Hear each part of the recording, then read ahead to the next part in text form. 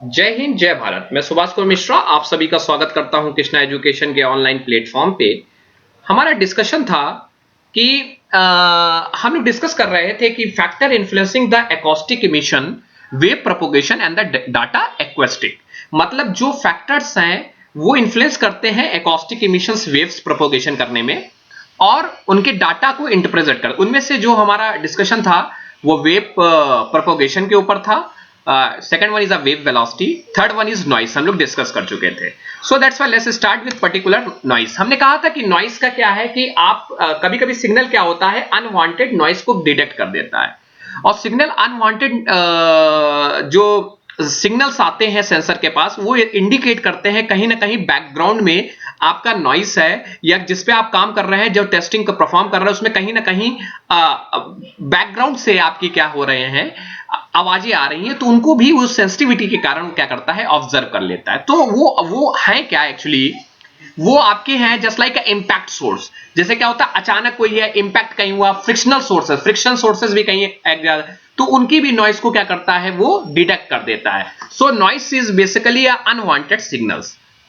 ये unwanted signal है जिनको हम लोग ऑब्जर्व करते हैं। सो दैट्स व्हाई हम लेते हैं जैसे वो सिग्नल्स कहां कहां से आते हैं, वो सिग्नल कौन कौन से होते हैं, that is called the frictional sources, impact sources, source of noise by mechanical vibration. Mechanical vibration के थ्रू एक कोई आपका सिग्नल्स आ रहा है, या आपका देखा जाए दूसरी चीज कि फ्रिक्शनल्स के कारण कोई आपके सिग्नल्स अनवांटेड आ रहे हैं, so this is due to the noise.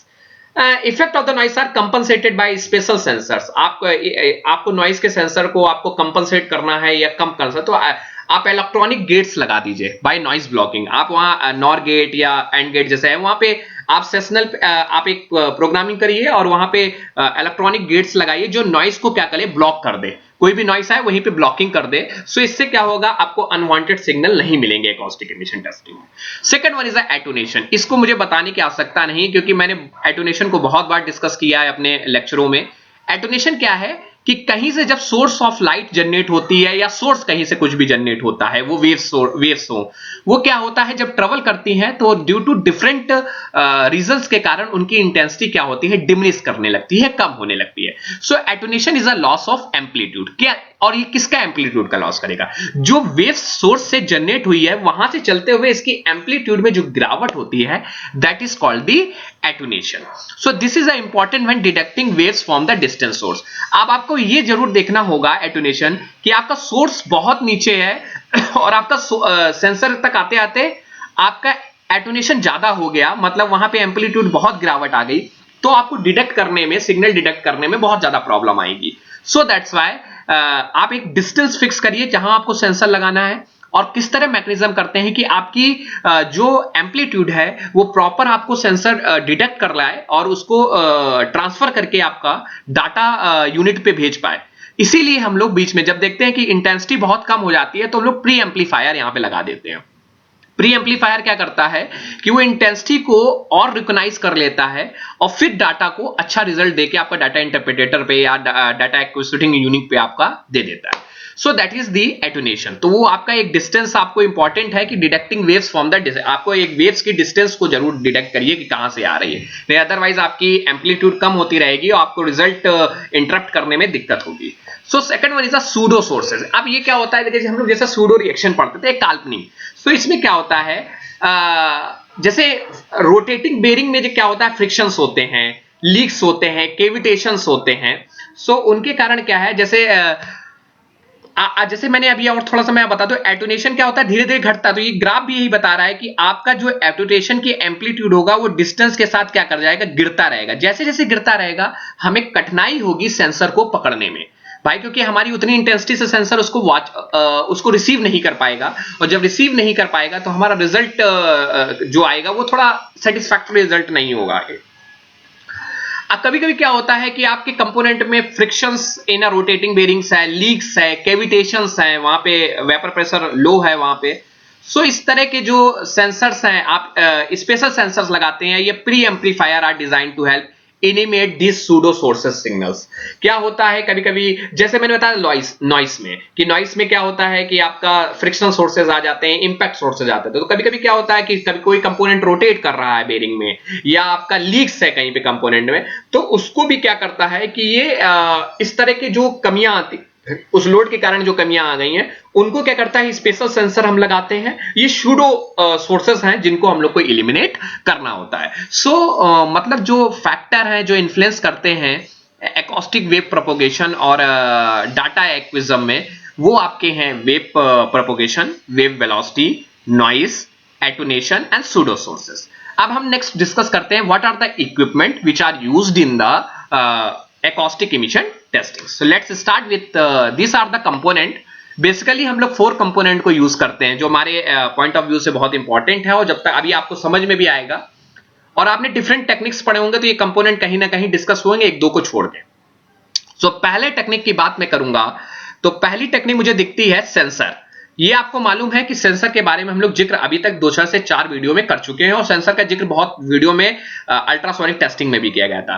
तो सेंसर होता है कपलेंट, इसका भी जिक्र हम लोग ने अल्ट्रासोनिक टेस्टिंग में किया था, लेकिन फिर से मैं बताऊंगा कि यहां पे क्या रोल है एकॉस्टिक एमिशन टेस्टिंग में, वही फंक्शन है बस जैसे वहां पे अल्ट्रासोनिक टेस्टिंग में हुआ करता था। एम्पलीफायर एंड द फिल्टर, एक ये नई चीज हमारे में बढ़ी हुई है जो एकॉस्टिक एमिशन टेस्टिंग में यूज करते हैं। Data storage and data analysis बहुत इंपॉर्टेंट है।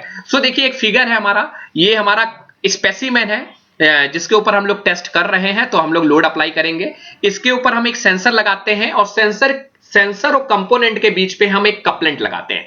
कपलेंट एक्चुअली होता क्या है, कपलेंट हमारा एक प्रकार का ऑयल है, ग्रीस है, जो क्या करता है कि स्मूथ ट्रेवलिंग करने के लिए सेंसर को, और मतलब एयर गैप को मिनिमाइज करने के लिए। आपका एयर गैप होगा तो बहुत से रिसीविंग जो सिग्नल आएंगे वहीं पे डिमिश हो जाएंगे और उनकी वेव्स कम हो जाएंगी।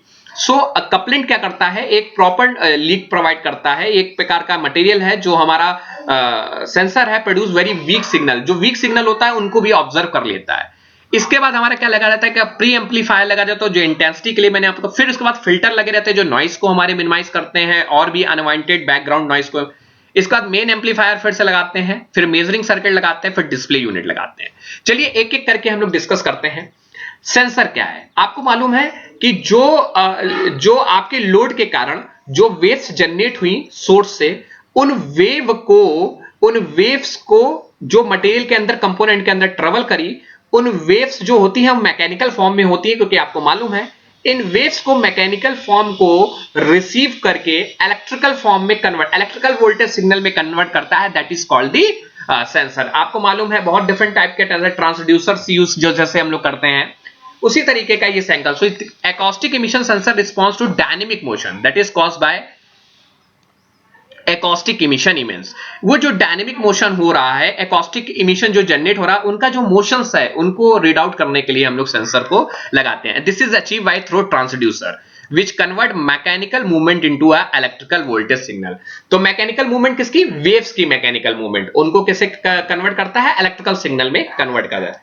द ट्रांसड्यूसर एलिमेंट यूज जो करते हैं acoustic emission sensor is always piezo electric crystal होता है। आपको भी मालूम है कि पीजो इलेक्ट्रिक टाइप का हम लोग क्रिस्टल्स यूज करते हैं। बेसिकली हम लोग यहाँ पे जो यूज करते हैं वो जिरकोनेट टाइटेनेट यूज किया जाता है आपके एकॉस्टिक एमिशन टेस्टिंग में, जिसको शॉर्ट नेम है पीजेटी। पीजो इलेक्ट्रिक क्रिस्टल तो आपको मालूम है कि ट्रांसड्यूसर में हम लोग यूज करते हैं एज अ सेंसर के रूप में, लेकिन आपके एकॉस्टिक एमिशन टेस्टिंग में हम लोग पीजेटी यूज करते हैं, जिरकोनेट टाइटेनेट यूज करते हैं, जो सिरामिक सच एज लेड का बना होता है, commonly made from the ceramic and such as lead. तो इस तरह का हम लोग सेंसर के इनबिल्ट मटेरियल होता है इसके अंदर। And transducer are selected. Transducer कैसे सेलेक्ट करोगे आप, ये नहीं कि कोई भी लगा दिया, वो सेलेक्टेड करते हैं फ्रीक्वेंसी, किस फ्रीक्वेंसी पे आप, मतलब कौन सा लोड लगा रहे हैं, ऐसा नहीं है कि किस फ्रीक्वेंसी पे आप लोड लगाना चाहते हैं। सेंसिटिविटी कैसे, आप स्मॉल से स्मॉल ऑब्जेक्ट आपको पकड़ना चाहते हैं, एंड द एनवायरमेंटल कैरेक्टरिस्टिक्स क्या है, क्या वहां पे बैकग्राउंड नॉइस तो नहीं है, फ्रिक्शन बेरिंग्स तो नहीं है, और अनइवेंट सिग्नल तो नहीं आ रहे हैं, तो उनको सब देखते हुए ट्रांसड्यूसर को हम लोग सेलेक्टेड करते हैं। Second one is the couplant. Couplant के बारे में आपको मालूम है कि सेंसर सेंसर और कंपोनेंट के बीच पे एक लेयर होती है फ्लूइड की, and that is called the couplet. वह या तो आप पेंट का यूज कर सकते हैं, कभी कभी वाटर का ग्रीस भी हम लोग कभी लेते हैं। सो that is if a sensor is simply placed on the surface, मान लो सेंसर को हमने सिंपल प्लेस कर दिया on the surface of the material containing acoustic waves, हमने मान लीजिए ये हमारा कंपोनेंट है और इसी के ऊपर हमने सेंसर को प्लेस कर दिया, तो क्या होगा, जो सेंसर जो होगा वो वीक सिग्नल को रिकॉग्नाइज नहीं कर पाएगा, वीक सिग्नल को ये रिसीव नहीं कर पाएगा।